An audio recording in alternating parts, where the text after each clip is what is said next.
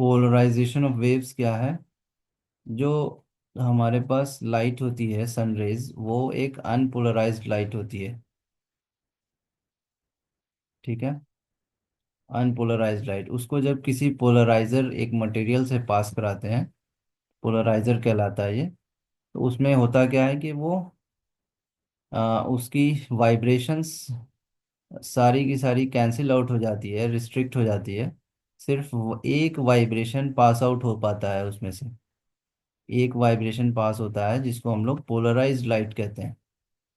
बाकी सारी जो वाइब्रेशन हो रही है सारे अलग अलग एंगल्स में, वो कैंसिल हो जाती है। वो इस मीडियम से पास नहीं हो पाता है। एक वाइब्रेशन पास हो पाता है जिसको हम लोग पोलराइज्ड लाइट यहाँ पे देख रहे हैं। ट्रांसवर्स वेव क्या है यहाँ पे दिया हुआ? पोलराइजन पॉसिबल है ट्रांसवर्स वेव में। लॉन्गिट्यूडनल वेव्स की पोलराइजेशन पॉसिबल नहीं है। जैसे साउंड वेव एक लॉन्गिट्यूडनल वेव है, उसका पोलराइजेशन नहीं किया जा सकता। लाइट वेव है, लाइट वेव एक ट्रांसवर्स वेव है, तो ट्रांस का हम लोग पोलराइजेशन कर सकते हैं लाइट वेव का। पोलराइजर होता क्या है? ये जो मीडियम है यहाँ पे, ये मीडियम जो यूज कर रहे हैं, ये क्या होता है? It is a device that polarises unpolarised light pass through it, is called polariser. Example में ये एक डिवाइस नाम दिया जा रहा है इसको। उसको बनाया जाता है किस चीज़ से? टॉर्मेलिन क्रिस्टल से। एक मटेरियल से बनाते हैं जो कि सारे लाइट को पास नहीं होने देती है, लाइट के पर्टिकुलर वाइब्रेशन को ही पास होने देती है। निकोल प्रिज्म, निकोल का बना हुआ ये पोलराइड, ये सब क्या है? एग्जाम्पल्स है पोलराइजर का। इसमें पोलराइजेशन में एक थ्योरी आती है, मैलिस, लॉ ऑफ मैलिस। क्या कहा था इसने? कि when a beam of polarised light, unpolarised light नहीं है ये, क्या है? पोलराइज्ड है, only one vibration is passed through analyser, the intensity, analyser भी क्या होता है? एक तरह का पोलराइजर है वो, एनालाइजर कहते हैं उसको। Is pass through analyser, the intensity I of transmitted light varies directly as the square of the cosine of the angle theta। मतलब cos square theta, square of the cosine मतलब cos square theta. तो intensity किस पे depend कर रहा है? cos square theta पे। Intensity किस पे डिपेंड कर रहा है? cos स्क्वायर थीटा पे। यही बात किया की थी इसने, मेलस ने। और वो थीटा क्या है? Between the transmission direction of polariser and analyser.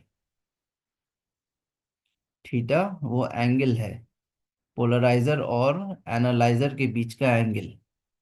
मतलब दोनों डिवाइस जो यूज कर रहे हैं हम लोग, पोलराइजर और दूसरा एनालाइजर, दो डिवाइस यूज किया गया, उसके बी में जो एंगल होती है, उसकी ओरिएंटेशन एक एंगल होती है। पोलराइजर की एक एंगल होती है, एनालाइजर की भी एक एंगल होती है, दोनों के बीच में जो एंगल डिफरेंस होता है वो कहलाता है थीटा। वो उसी पे डिपेंड करता है इंटेंसिटी ऑफ लाइट जो पास होगी इससे। तो एक्चुअल में हो क्या रहा है कि एक पोलराइजर हम लोगों ने लिया यहाँ पे, इसकी ओरिएंटेशन मान लो कि ये ये है ओरिएंटेशन, ठीक है।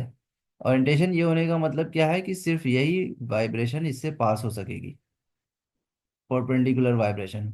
अगर इसकी ओरिएंटेशन समथिंग इस तरह से होती, तो इस एंगल की वाइब्रेशन पास होती सिर्फ। तो जो ओरिएंटेशन होगा वो एंगल पास हो पाएगा इससे। तो आई नॉट इंटेंसिटी इनिशियल मान लो, इनिशियल इंटेंसिटी आई नॉट है अनपोलराइज्ड लाइट की, इससे पास हुई तो एक वाइब्रेशन सिंगल ये निकला। ये जब किसी एनालाइजर से पास होगा और इसकी भी ओरिएंटेशन सेम है, अगर ओरिएंटेशन ये भी सेम है, जो पोलराइजर की ओरिएंटेशन थी वर्टिकल, इसकी भी ओरिएंटेशन सेम है, तो दोनों में एंगल डिफरेंस जीरो हो गया, theta is zero. Theta zero हो गई दोनों की। तो यहाँ से जो इंटेंसिटी पास होगी, जो भी इंटेंसिटी, वो पूरी की पूरी पास हो जाएगी। जो यहाँ पे हम लोगों को मिला अभी इंटेंसिटी, यहाँ पे वही इंटेंसिटी एनालाइजर के बाद भी मिलेगी, क्योंकि इस एनालाइजर ने कुछ भी रिस्ट्रिक्शन नहीं किया बीच में। जो भी लाइट इसमें वर्टिकल वाली आएगी वो वर्टिकल पास होते चले जाएगा इससे, तो सेम इंटेंसिटी का लाइट मिलेगा हम लोगों को। ठीक है, यहाँ से यहाँ जो लाइट आ रही है वो सेम इंटेंसिटी की आ रही है, इसमें यहाँ पे थोड़ा कम हो जाएगा, इनिशियल इंटेंसिटी से घट जाएगा यहाँ पे। और ये किस चीज़ पे डिपेंड करता है, कॉस स्क्वायर थीटा पे। तो वही यहाँ पे हम लोगों ने फॉर्मूला निकाला कि आई इंटेंसिटी जो है हमारा फाइनल इंटेंसिटी, जो लास्ट में मिल रहा है इंटेंसिटी ऑफ लाइट, वो क्या होगा, आई nought cos square theta.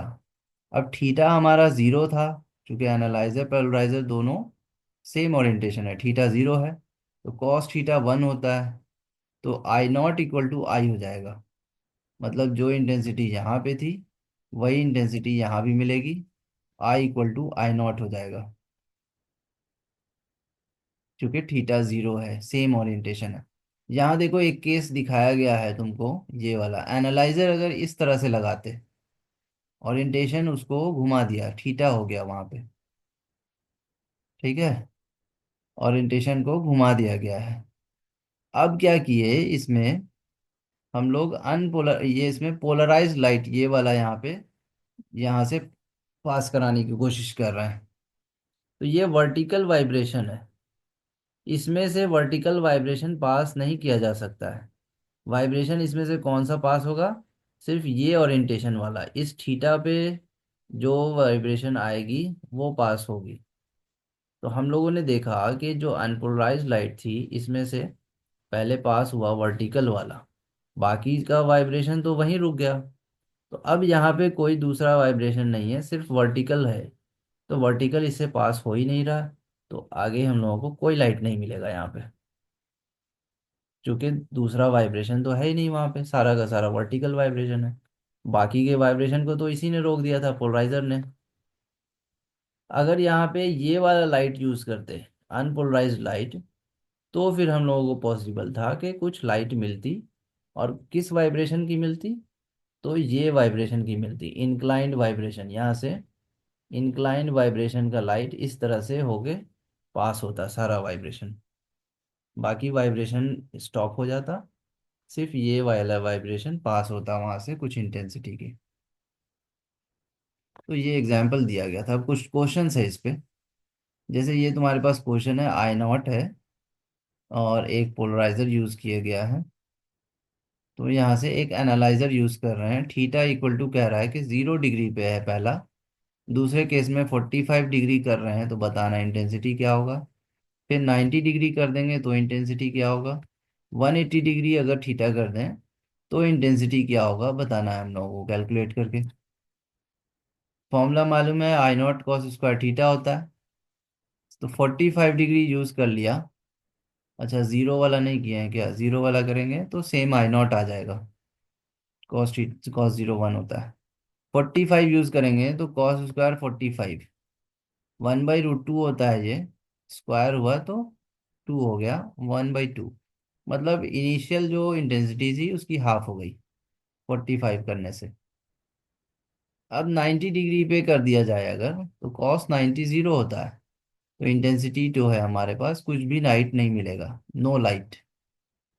Intensity zero होने का मतलब लाइट पास नहीं होगा, कुछ भी नहीं मिलेगा हम लोगों को, उसके बाद एनालाइजर के बाद कोई लाइट नहीं पास हो सकेगी। अगर 180 डिग्री रख दिया जाए, तो 180 कॉस 180 क्या होता है, -1, -1 का स्क्वायर कर लो तो वो 1 हो जाएगा, तो आई नॉट हो गया।